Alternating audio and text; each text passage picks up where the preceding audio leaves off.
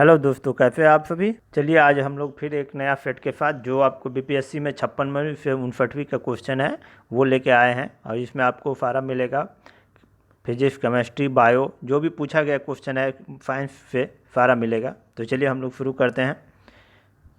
पहला क्वेश्चन देख सकते हैं, सबसे अधिक क्रियाशील धातु कौन सी है। क्वेश्चन है सबसे अधिक क्रियाशील धातु कौन सी है। पहला ऑप्शन है सोडियम, दूसरा ऑप्शन है कैल्शियम, तीसरा ऑप्शन है आयरन और चौथा ऑप्शन है आपके पास पोटेशियम। तो चलिए यदि हम इसका आंसर देखते हैं तो सबसे अधिक पोटेशियम जो है वो सबसे अधिक क्रियाशील धातु है दोस्तों।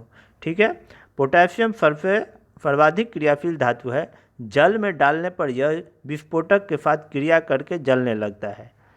ठीक है, चलिए नेक्स्ट क्वेश्चन की तरफ पढ़ते हैं। अगला क्वेश्चन है कॉस्मिक किरणें।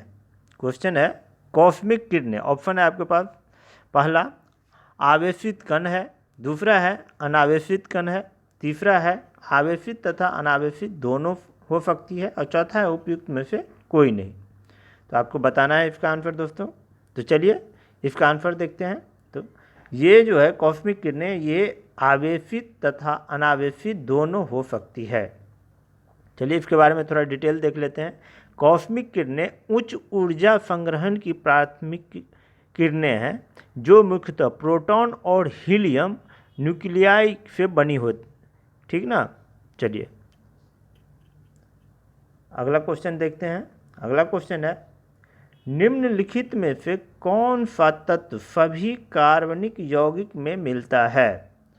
फिर से क्वेश्चन देख लीजिए, निम्नलिखित में से कौन सा तत्व सभी कार्बनिक यौगिक में मिलता है। पहला ऑप्शन है आपके पास कार्बन, दूसरा है कैल्शियम, तीसरा है नाइट्रोजन और चौथा है ऑक्सीजन। तो आपको बताना है दोस्तों।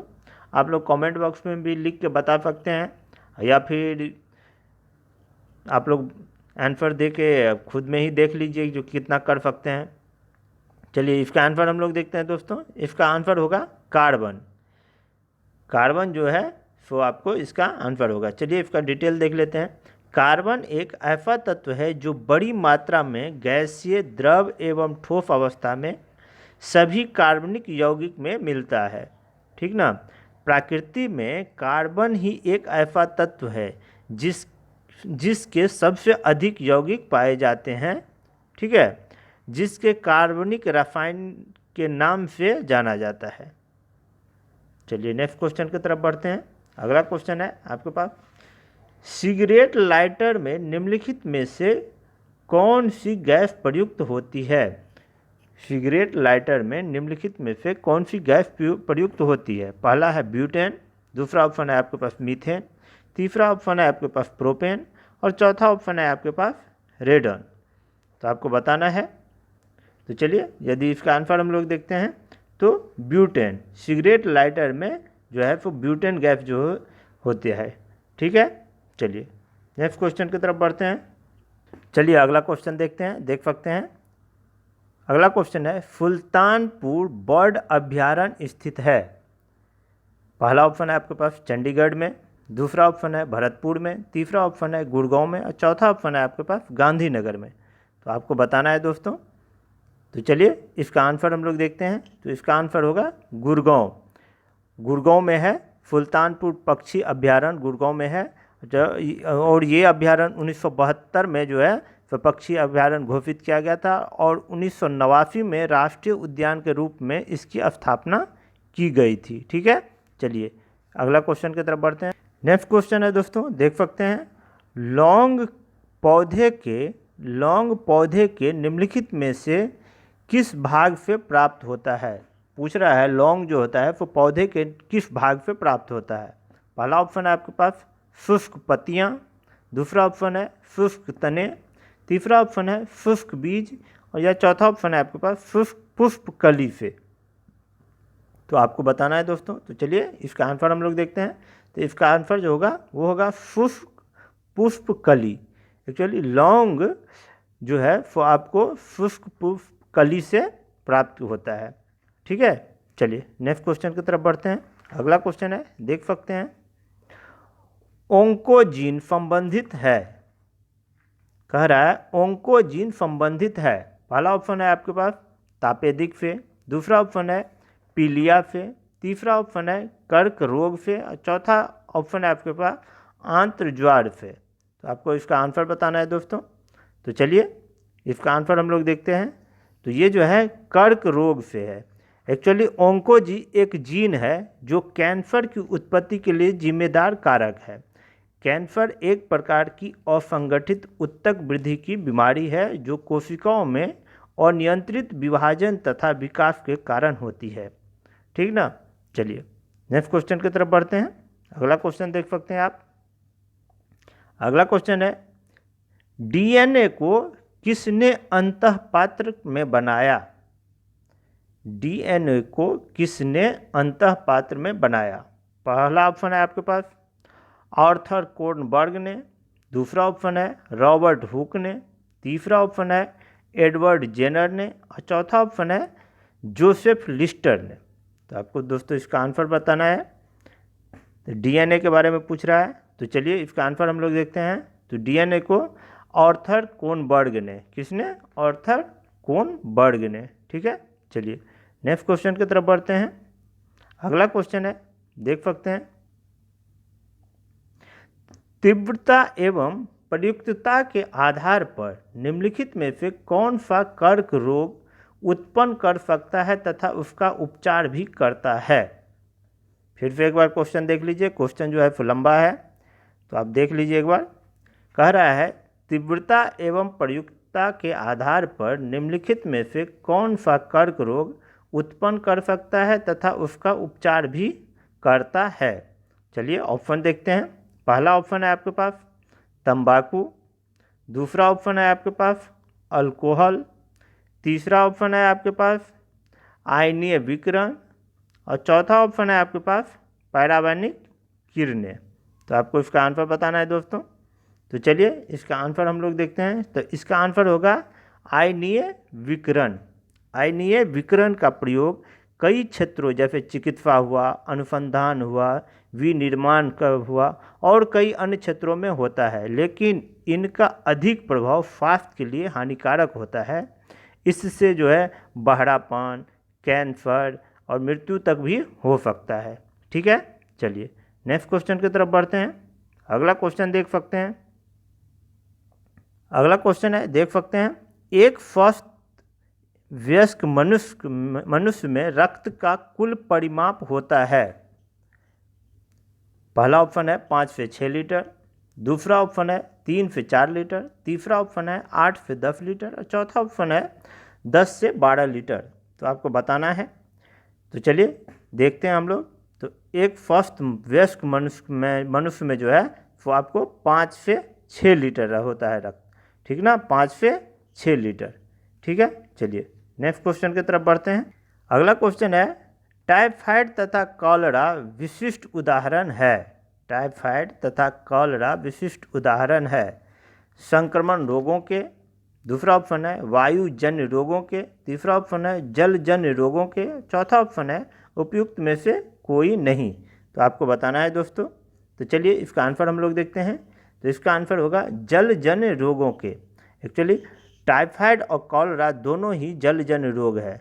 कॉलरा संदूषित जल पीने या कॉलरा के बैक्टीरिया मिले हुए भोजन से होती है, जो कि विक्रियों कॉलरा बैक्टीरिया के कारण संक्रमित होते हैं, और टाइफाइड रोग पानी की गंदगी से होता है। ठीक है।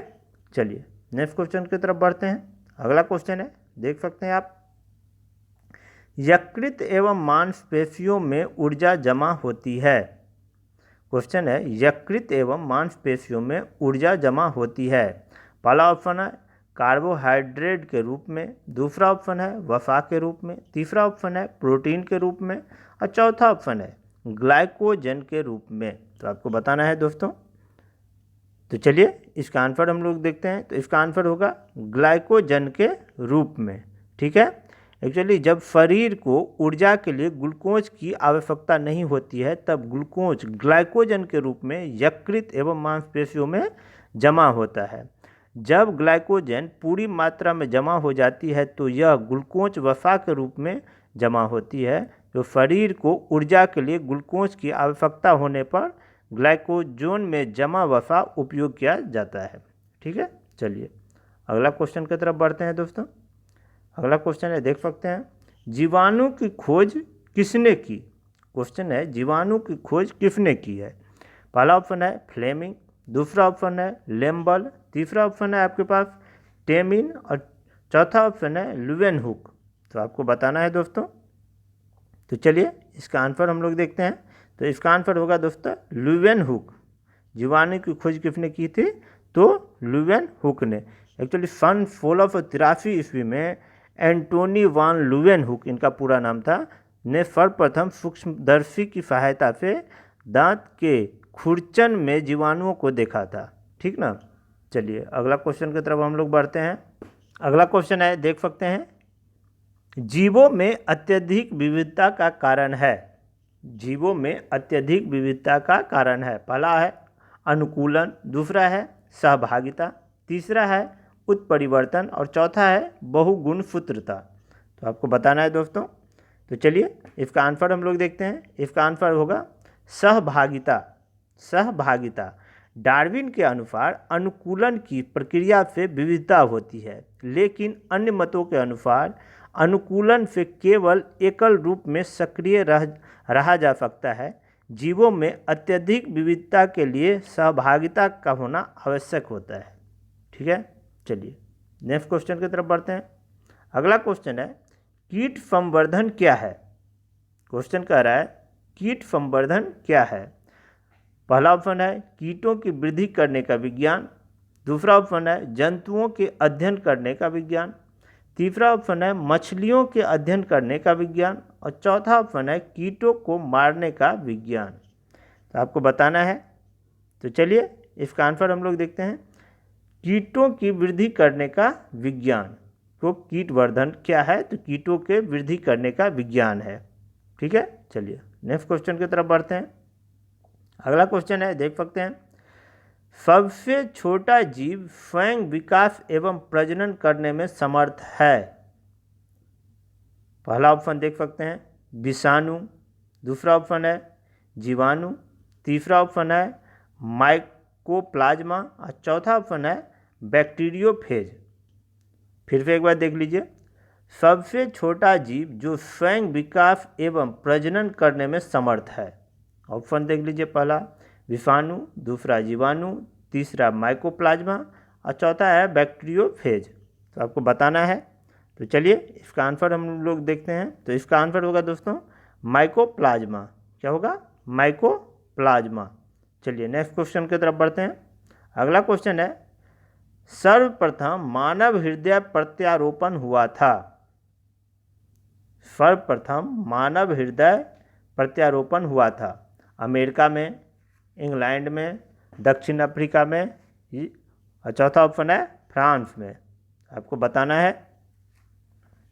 तो चलिए इसका आंसर हम लोग देखते हैं। इसका आंसर होगा दक्षिण अफ्रीका में। दक्षिण अफ्रीका में। ठीक है, चलिए नेक्स्ट क्वेश्चन की तरफ बढ़ते हैं। अगला क्वेश्चन है, वृक्क से प्रति मिनट औसत रक्त प्रवाह होता है। क्वेश्चन कह रहा है वृक्क से प्रति मिनट औसत रक्त प्रवाह होता है 1000 सीसी, 1200 सीसी, तीसरा ऑप्शन है 200 सीसी या चौथा ऑप्शन है 500 सीसी। तो आपको बताना है दोस्तों।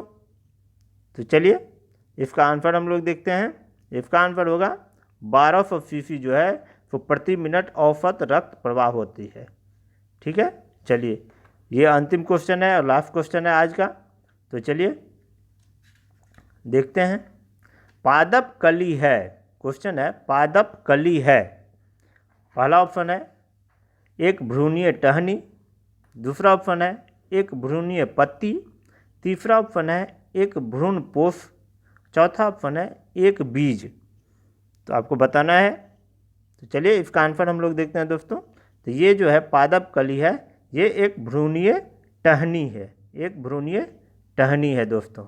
ठीक है, चलिए दोस्तों तब आज के लिए इतना ही। आप लोग इस चैनल को लाइक कर दीजिए, सब्सक्राइब कर दीजिए और जो है तो हम फिर नेक्स्ट वीडियो के साथ फिर साइंस का ही अभी आएगा और उसके बाद जो है तो बिहार स्पेशल लेके भी आएंगे। तो चलिए अब तक के लिए धन्यवाद।